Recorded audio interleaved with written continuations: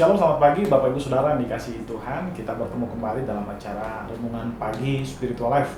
Dan pagi hari ini kita akan sama-sama merenungkan firman Tuhan yang terambil dari Matius 19 ayat 16 sampai 26.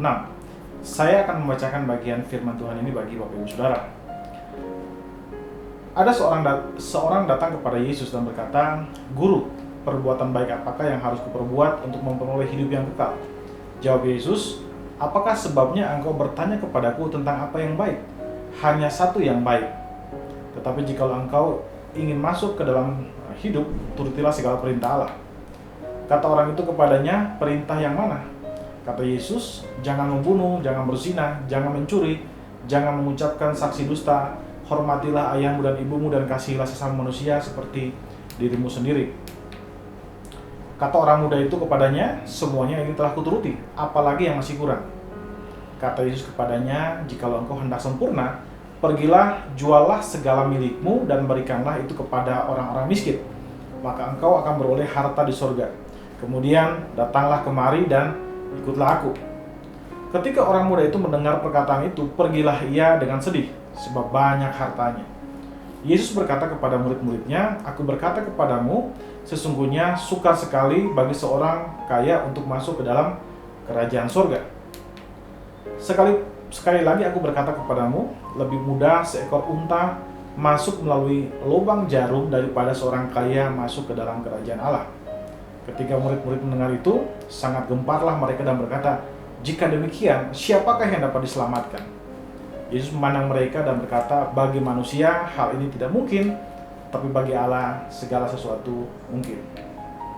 Saudara dikasihi Tuhan, di dalam perikop yang baru saja kita baca, dijelaskan bahwa suatu ketika ada seorang kaya yang datang kepada Kristus dan bertanya tentang bagaimana ia mendapat atau memperoleh hidup yang kekal. Dan kemudian ia berkata bahwa sebagai orang Yahudi, semua perintah-perintah atau aturan-aturan yang harus ditaati sebagai seorang Yahudi yang terdapat di dalam kitab suci sudah dia taati.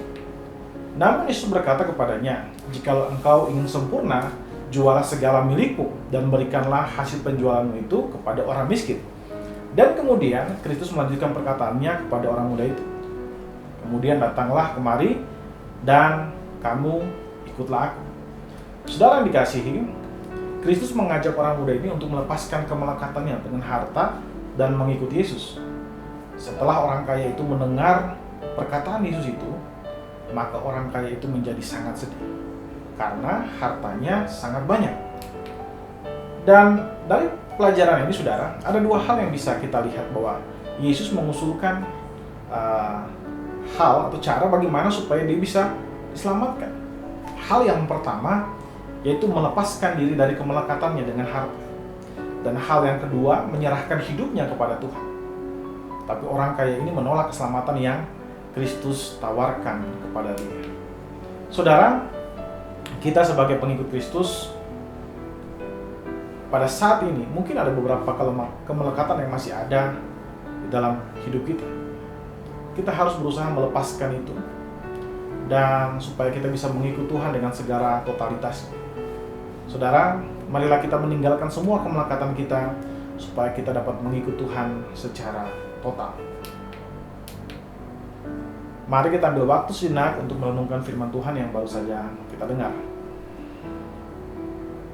Saudara, apakah saudara masih memiliki kemelekatan dalam hal tertentu yang masih membuat saudara tidak dapat mengikut Tuhan secara total? Saudara, marilah kita mengambil waktu sejenak untuk mendoakan hal tersebut. Berdoalah agar Tuhan memberikan saudara kemampuan untuk melepaskan kemelekatan saudara.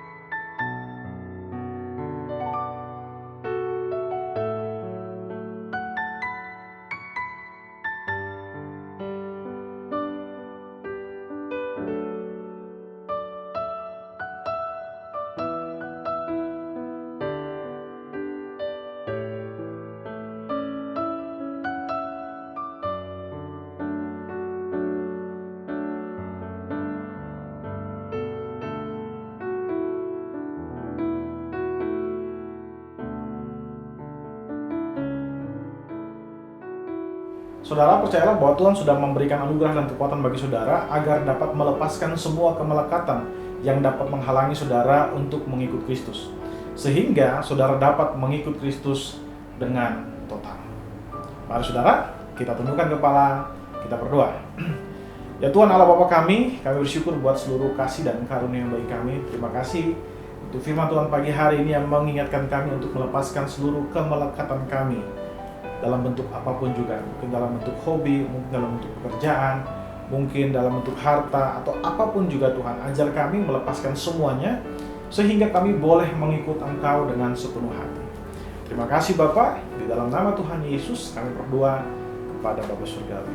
Haleluya, amin.